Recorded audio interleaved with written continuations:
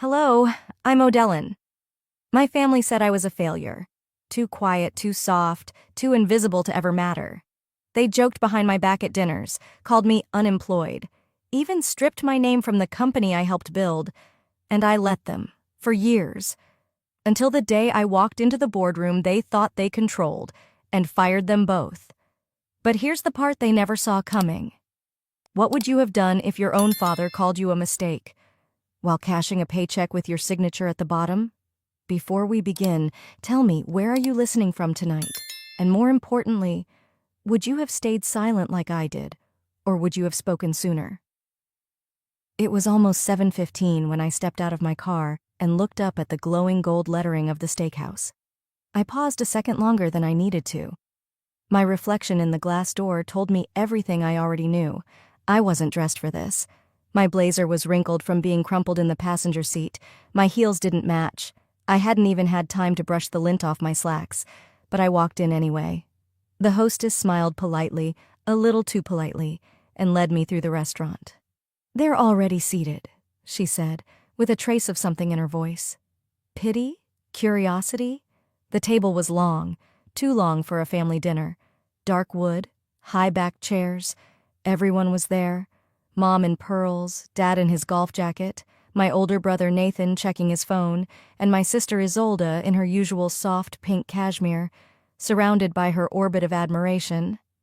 I got a few glances, a few quick nods. Nobody stood to greet me. The seat left for me?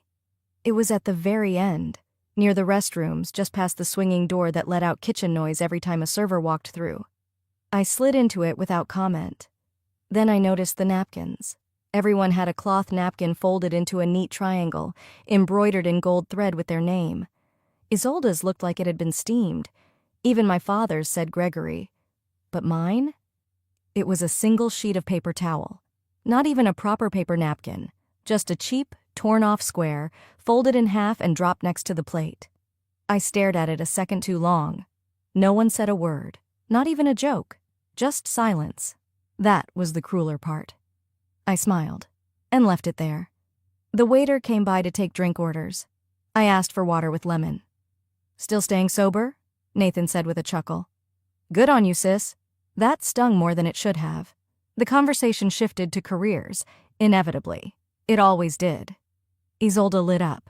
"My firm's finalizing an acquisition," she said, lifting her wine glass. 50 million domestic and foreign assets. They're trusting me to lead the client presentation next week. Everyone applauded like they were in church. "That's our girl," Dad said, beaming. "Some of us build legacies." Then he turned toward me. "And some of us, well, try." It wasn't just the words, it was the pause before try. Like he had considered softer phrasing and rejected it on purpose. I didn't respond. I folded the paper towel once more and set it neatly to the side. Isolde leaned toward me. "Well, at least you've got all this free time.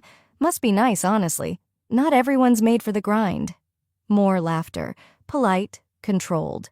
Even Mom smiled, though she quickly redirected, "Anyway, Nathan, how's the renovation coming along on your backyard deck?" I took a sip of water. Let the coolness sit on my tongue. They thought I was jobless. They had thought so for months now. After I left my last position, quietly on my terms, I didn't correct their assumptions. I let them believe what they whispered. She's drifting. Maybe she's on unemployment. She was never as driven as Isolde. Let them think. Because what I was building was the very floor they were standing on. I looked around that table. Cherry wood, fine china, a bottle of wine that cost more than my first paycheck out of college. The air smelled like truffle butter and arrogance. And they didn't even realize. They were eating in one of the businesses I owned. The server returned with the check, placing the leather billfold beside my father. Isolde snatched it. No, I got this. Don't worry, Dad. One day Odellin can treat us, once she's back on her feet." Everyone laughed again, short, controlled, like a sitcom laugh track. I looked up at the server. "No need," I said. "It's already paid for." Isolde blinked. "Paid for?" I nodded. "House account." Dad frowned. "House account? What do you mean?" I picked up the crumpled paper towel, held it between two fingers, then set it gently back down. I met each of their eyes one by one. "The house you're sitting in." I pressed the napkin down gently, then stood, nodding to the server as I passed him. I didn't wait for another comment, or even for their reactions to settle. I walked out before anyone could summon the nerve to ask a real question. The night air outside was cool against my skin. I pulled my coat tighter as I crossed the street to my car, keys already in hand. The streets of downtown Atlanta were alive with laughter from other tables, clinking glasses, headlights streaking by. I slid into the driver's seat and closed the door, letting the silence drop like a curtain between me and all of them. As I drove, I didn't turn the radio on. I didn't call anyone. I just let the city move past my windows. My fingers rested on the steering wheel, still remembering the texture of that embroidered napkin, the way it felt against my fingertips, like silk dipped in irony. A red light caught me just outside the industrial district, where the shine of downtown turned into dull concrete and faded signage. My eyes shifted left, and there it was, still standing, the warehouse. It hadn't changed much. The paint on the siding was peeling worse than it used to. The windows had been upgraded, but the bones? Same as they were 15 years ago. The same bones I'd staked everything on. I pulled over. The parking lot was empty at this hour, the kind of quiet that hums. I stayed in the car, engine idling, and let my mind rewind. That building had once been everything. When I was 23, I signed the lease with what little savings I had from tutoring and part-time gigs. The space was bare, just old cement floors and a leaky roof. But it was mine. I turned it into my launch pad. I had this vision. Logistics automation, software that could track, optimize, predict delays before they happened. But I knew no one would take me seriously. Not with my name, not at that age. So I created a fake consulting firm and used that name to pitch. Built everything from scratch, coded all night, taught myself server management, cold emailed companies while working double shifts. One Sunday dinner back then, I told my family about it. I remember Isolde's reaction like it was yesterday. She smirked, fork paused midair and said, "What is this, like nerd fiction? Sounds like something out of a B-list sci-fi movie." Dad didn't even look up from his glass. "You need to think about a real career, honey. Something steady. HR would be a great fit for you. You're organized." They didn't ask questions, just moved on. I laughed along with them that night. But when I got back to the warehouse, I cried for 20 minutes on the concrete floor, then kept writing code. Months later, I landed my first real contract with a major freight company out of the Carolinas. They didn't care who I was. They liked results. The system worked. But when I shared a sanitized version of the data, out of naive pride, Isolde took it, dressed it up, rebranded it. She presented it to her company like it was her brainstorm. I didn't find out until Thanksgiving. I walked into the living room and saw my dad toasting her in front of the family. "To Isolde," he said, "for saving the project at her firm. She's got a mind like a general." No mention of me, no footnote, no wink, just erased. I stood there, holding a pie I'd spent 4 hours making, and felt my face flush. Mom clapped. Nathan high-fived her. I sat in the corner and kept quiet. That was the moment it shifted. Not just that I was invisible, but that they were rewriting the story and leaving me out. I didn't correct them. I didn't pull out the emails, the screenshots, the code with my digital signature. I filed everything. Quietly. Permanently. I promised myself that if I ever got to tell the story again, it would be on my terms and with receipts. My eyes came back to the warehouse in front of me. It was no longer a shell. It now housed a shipping startup, one of several under my holding company. I didn't use my name on most things. I learned early it was better to be underestimated. But the signature on that lease? It was mine. The building they dismissed, I owned. And every paycheck my father and sister earned passed through systems I'd written in that very warehouse. They had no idea the jobless girl they mocked still signed the lease on every office they worked in. I left the parking lot without turning my head again. The warehouse faded into the mirror like it never mattered to anyone but me.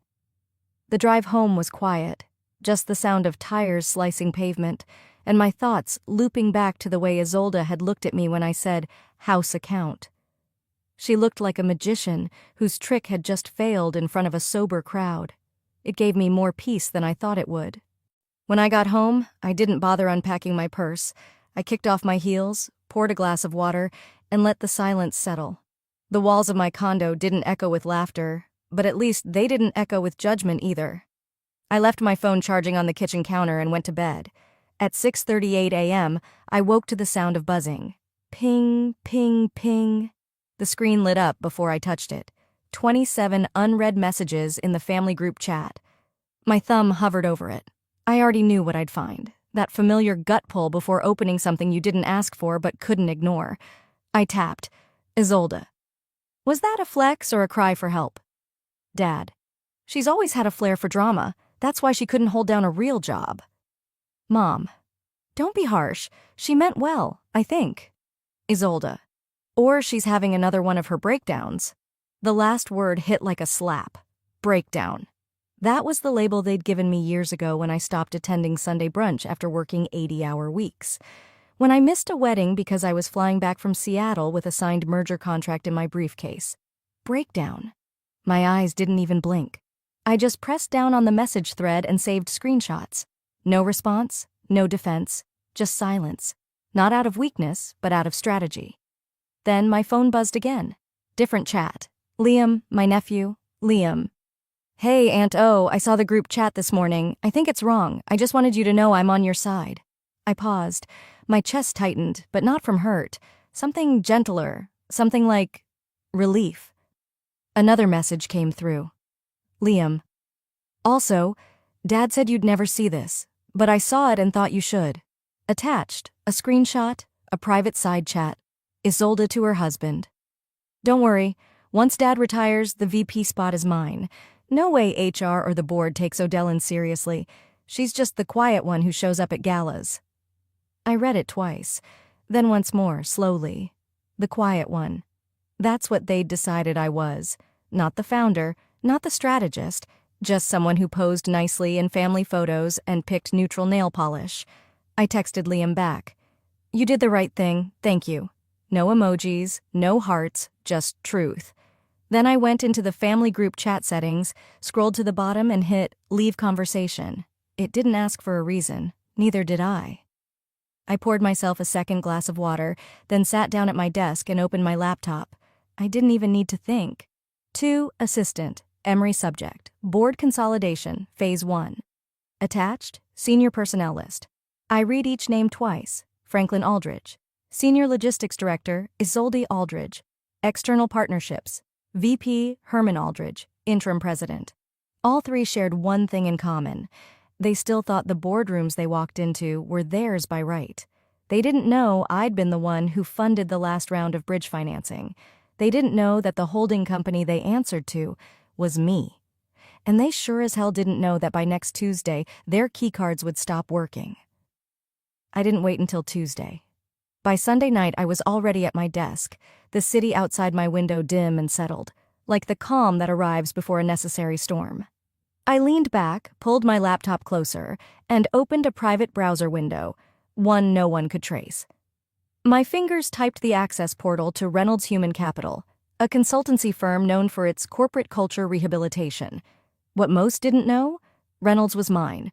Quietly acquired years ago through one of the lesser-known subsidiaries buried in my portfolio. Subject?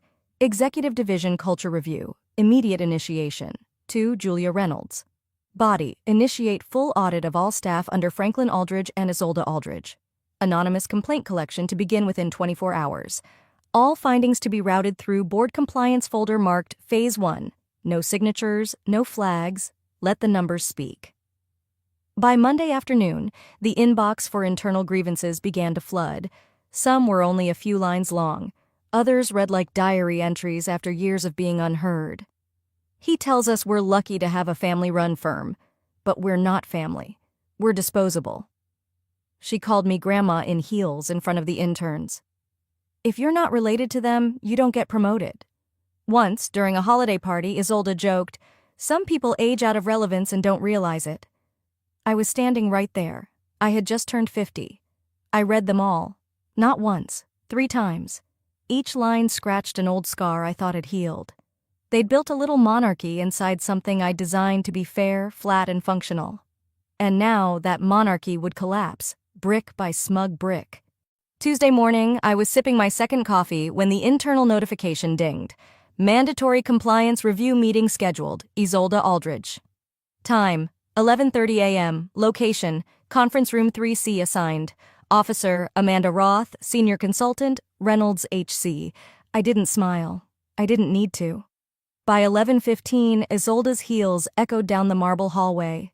I watched through the opaque glass from my office as she walked in, chin high, lips pinched. 5 minutes later, my father barged into my workspace without knocking. "What is this?" his voice boomed. "Isolde just got pulled into some HR ambush. What the hell are you pulling here, O'Dellin?" I set my coffee down slowly, the steam still rising from the rim. "It's a board initiative. You know how everyone's talking about transparency these days." He glared at me like I'd slapped him. "You think this is funny? You really think putting your own sister under a microscope is the way to prove yourself?" I folded my hands calmly on the desk. "I think it's overdue, but you're welcome to file a formal objection. That's how process works now, not hallway tantrums." He looked like he wanted to throw something, but there was nothing in reach that wouldn't make him look ridiculous. He stormed out. The door didn't quite slam, but the tremor in the frame stayed with me. That afternoon, I sent one last directive to Emery, my legal aide and one of the few people in the company who knew exactly who I was behind the curtain. "Leave the folder on the VP conference table. No explanation. Label it Preliminary Findings, Ethics Concerns. Make sure it's the kind with the red tab. No signatures, no commentary, just presence." That night, the rumors started spreading before the folder was even opened. And I knew that was the point. If they thought this was personal, wait until the board finds out what they've been hiding. I didn't sleep much the night before the anniversary event. By the time sunlight slid across the hardwood floors of my condo, I was already dressed. Navy silk blouse, dark slacks, hair in a neat bun. Nothing loud, nothing that begged attention, just clean lines and quiet presence, the same way I'd built everything they refused to see. The elevator ride up to the rooftop garden felt longer than usual. I could hear chatter above, faint strains of music, light jazz, as always. My heels clicked against the tiled path leading to the reception, but no one turned. Not one head tilted to acknowledge me. It was easier that way, maybe. Rows of white chairs faced a stage trimmed with gold and navy drapery. Screens flanked both sides, looping a slideshow of the company's journey through time. I found an empty seat near the back, not too far, not too close, and crossed my legs slowly, letting my eyes scan the screen. My designs were there, the interface I built at 23, the mock-up I coded in that dusty warehouse when I still believed they'd be proud. But under the images, bold white text, Strategic Initiative by Franklin Aldridge and Isolde Aldridge. I didn't even blink. The montage ended. The CEO took the stage. Some board members followed. Applause. Polite chuckles at old office photos. Then came the microphone exchange, and my father stepped forward. He hadn't aged much in the face, but his voice had grown even more confident, like decades of being applauded had molded it deeper. "I want to thank everyone for being part of this legacy," he said. "It's not every day a family gets to build something that lasts." He paused for effect, smiling down at the rows of employees. "And I especially want to thank my daughter Isolde for her strategic brilliance, her vision, and her leadership during the company's growth years." Polite applause again. Isolde gave her best modest smirk. Then he glanced toward the back where I sat. "And to my younger daughter, O'Dellin, I know you're still trying to find your place. Keep going." He chuckled lightly, like it was meant to be encouraging. Someone near me made a soft aw noise. Someone else laughed, not cruelly, worse, like they pitied me. I stood. I didn't rush, didn't stumble. I walked down the side aisle and kept going until the air changed, until the music and clapping were far behind me. I pushed open the heavy double doors, stepped into the lower courtyard, and finally exhaled. Keep going. I sat on the curb in my suit, just far enough from the party to be alone, but not so far I couldn't hear the echoes of their celebration. That line, It wasn't just a dismissal. It was a summary of every interaction I'd had with them for the past 20 years. Still trying to find your place. As if I'd been wandering, not building. I stared at the fountain in the center of the courtyard. The water trickled softly. Above, string lights blinked into early evening. I thought about driving home, packing a bag, and disappearing. I could. I had the funds, the silence, and the anonymity. But just then, a voice broke the stillness. Near the stone archway where two corridors met, a young intern, Kayla, I remembered her name, was being scolded by a middle-aged executive. "I told you, you don't just knock on a VP door during a logistics meeting," he snapped. "There's a chain of command. You're not at college anymore." Her face crumpled, but she nodded. She'd been the one who asked me last month about vendor integrations. Bright eyes, fast learner. Now, she turned and walked away, hugging a file folder like armor. I watched her go. I saw myself. The same walk I used to make, back when I had ideas and no one cared.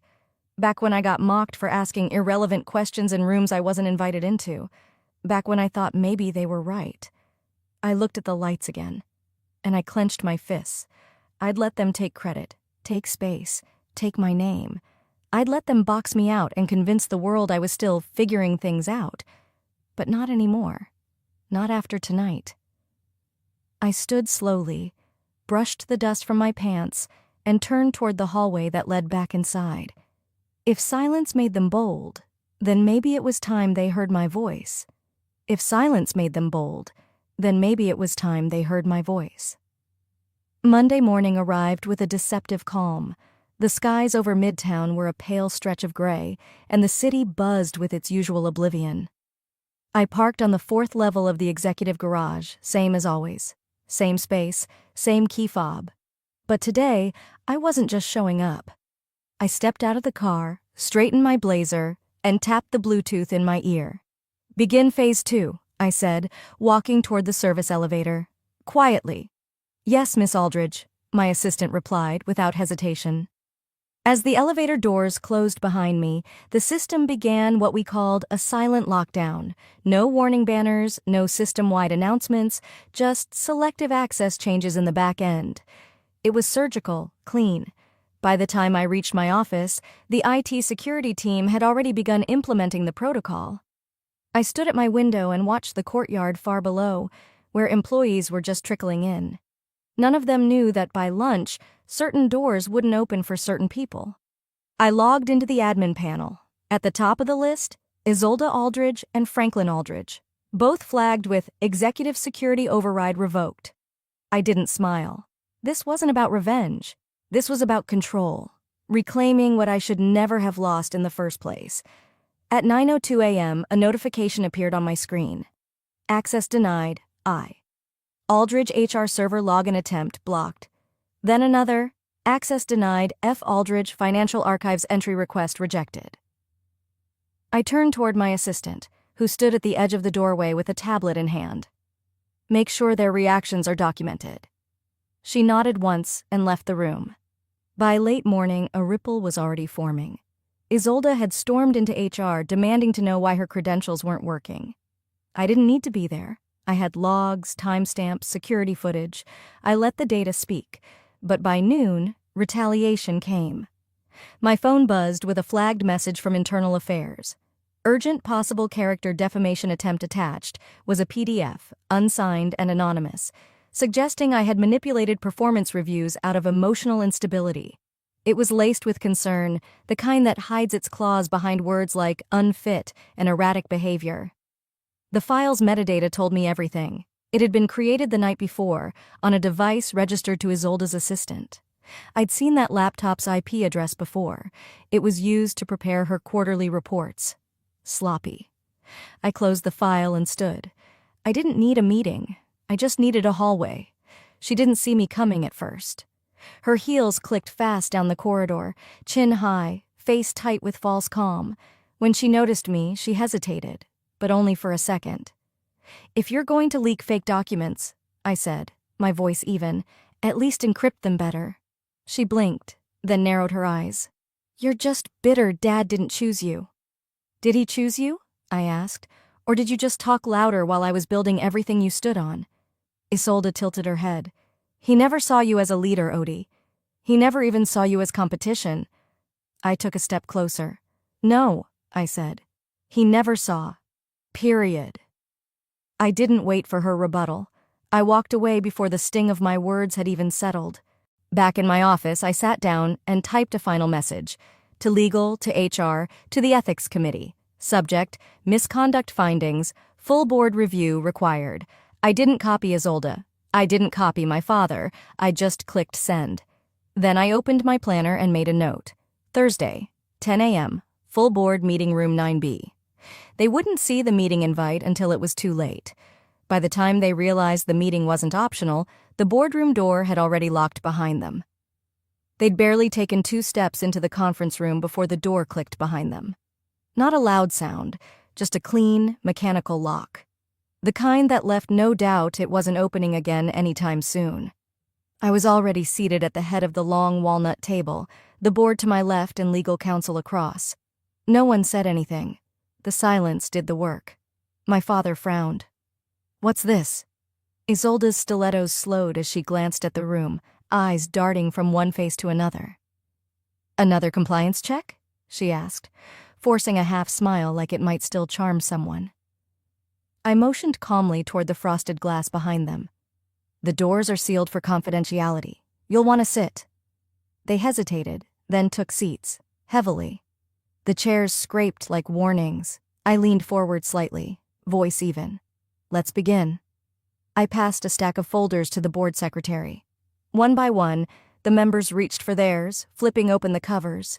Inside, incorporation records, transfer memos, shell company diagrams. And then the real surprise, my name, majority shareholder. Silence swept the room like a cold wind. My father's jaw clenched. This is nonsense. Is it? I asked, tilting my head. Because the Secretary of State's office in Delaware seems to think otherwise. So does your signature, right there. I pointed, transferring Class B shares to a firm I happen to control. He flipped through the pages faster now, hands trembling just slightly. Isolde hadn't moved. Her fingers hovered over the folder's edge like it might bite. This is a trick, he muttered again, more to himself than anyone else. No, I said, voice steady. This is history. Yours just didn't include me. The air felt dense, still. You could hear breathing, shuffling paper, nothing else, until I reached into the side pocket of my blazer and pressed a slim black remote. Let's review culture, I said. A speaker in the ceiling crackled to life. Then, voices. First Isolde, unmistakably. Half the team's coasting. If you're not family, you don't get a say. Then laughter, her father's voice. Cut the women out of the room. You save time on the back and forth. A board member stiffened. Another looked down at the table, blinking rapidly. I let it play for another 10 seconds. Then I clicked pause. Those were captured 3 months ago. Your quarterly offsite, drinks and all. Someone cleared their throat. I believe the board has applauded the wrong people long enough, I said. Let's take a closer look at what you've really been clapping for. More shuffling. The legal advisor at the far end opened his own folder and pulled out a memo. These statements, and others compiled during our investigation, he said, appear to violate the company's ethics charter. The breaches, when paired with share manipulation and suppression of rightful credit, trigger mandatory contract review under Clause 14. Isolde's face had gone pale. My father leaned back, no longer speaking.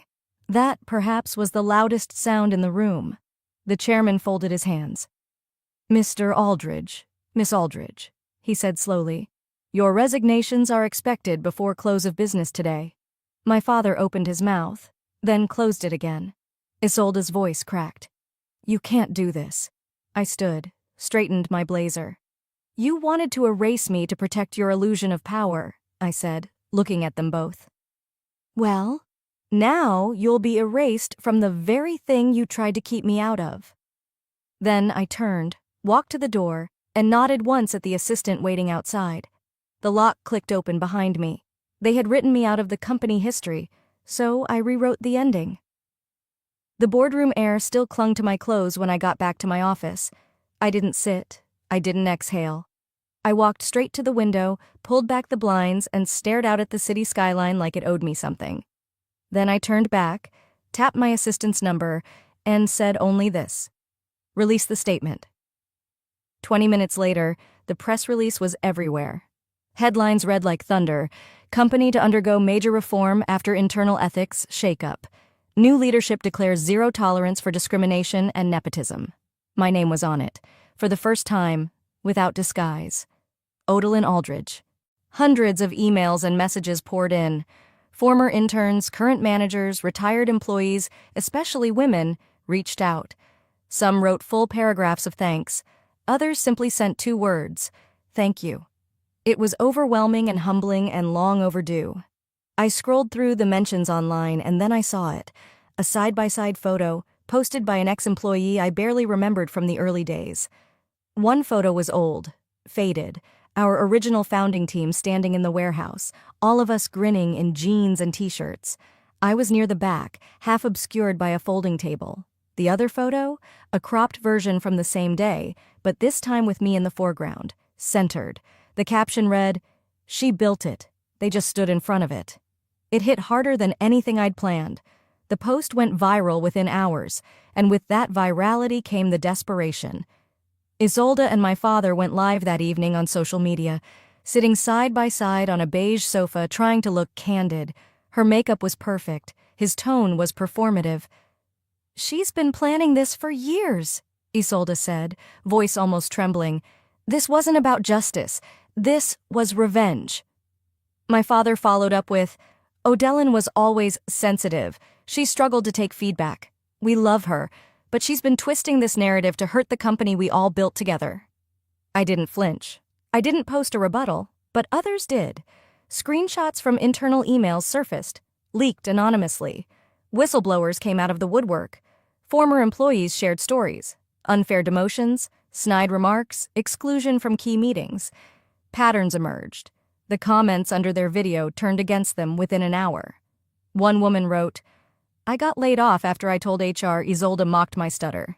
Guess she was as strategic about that too." Another posted, "I was told not to dress too ambitious by her father. This is karma, in real time." I watched it all unfold silently. Then I recorded one short video. I sat at my desk, no lighting crew, no makeup, just me and the lens. "I don't believe in takedowns," I said, "but I do believe in truth. Success built on silence is fragile. I was silent long enough." I didn't include hashtags, no music, no editing. That clip did more than trend. It resonated. Our company stock, which had dipped earlier that week, stabilized, then climbed. Investors appreciated integrity more than denial, and amid it all, something unexpected happened. A delivery arrived at my home address, an old cardboard box, taped carefully, labeled in my mother's handwriting, the handwriting I hadn't seen in over a decade. Inside, a few family photos, a charm bracelet, and a sealed envelope. The note inside was short, faded, smudged in places, but I could still read it. "Don't let them shrink you to fit their world. You were born to build your own." I sat there for a long time, holding that paper in both hands, feeling her voice echo through the years. Later that night, I placed the note beside a newly framed photo on my office bookshelf, the one from the warehouse, the uncropped version. But this time, I was front and center. I didn't just rewrite the ending. They'd never even imagined this version. 3 months had passed. The office moved differently now, quieter but somehow more alive. Conversations flowed freely. No more hushed whispers in elevators, no more glances over shoulders, just the rhythm of people doing the work and doing it without fear. I walked through the main floor like I had hundreds of times before, but now there were no double takes, no one trying to place me, no mistaken assumptions. Now they knew. There was no cloak anymore, no borrowed title, no pseudonym in the background. I didn't hide behind project founder or majority stakeholder. I simply walked and they saw me, and I saw them. A man in accounting passed me with a nod and a smile. A woman from facilities management waved, holding up a clipboard like a trophy. Even the intern I'd once guided through her first logistics briefing. She held her head higher now. That intern and I sat together later that week in one of the breakout rooms. She fiddled with the corner of her notepad, tapping her pen as she hesitated. "I thought about leaving," she finally admitted. "After everything that happened, I didn't think people like us had a place here." I looked at her, not as a mentor, not even as a boss, but as someone who remembered exactly what it felt like to question your own place in a room built by others. "I know the feeling," I said softly, "but don't let them teach you to disappear." She blinked quickly, but didn't cry, just nodded and smiled. It was a quiet victory, the kind I used to think didn't count. Turns out, they count the most. As the days passed, the noise surrounding Isolde and my father faded into static. Neither had returned to the industry. My father's consulting legacy evaporated into silence. Isolde tried to launch her own boutique firm, but within weeks, her past followed her name, and potential clients started pulling out. They still blamed me, I'm sure. But now they blamed me from a distance, in shadows, in rooms no longer theirs. At home one evening, I returned to that letter, my mother's words still folded carefully beside my desk. This time, I didn't just read it, I framed it. I hung it right above my computer monitor, next to a new plaque that read, CEO, Odellin Maris. No more initials tucked into email footers. No more edits to other people's speeches. No more seats in the corner of tables I helped build. My name, my place, my voice. There was a quiet peace in those mornings now. I'd arrive before most, slip into my office with a fresh coffee, and pass through the lobby where everything started. That same lobby where, years ago, I'd sat waiting for an interview. Wearing borrowed heels, gripping a resume no one would ask for, while a receptionist glanced right through me. Now, etched into the glass behind that same reception desk, stood a quote.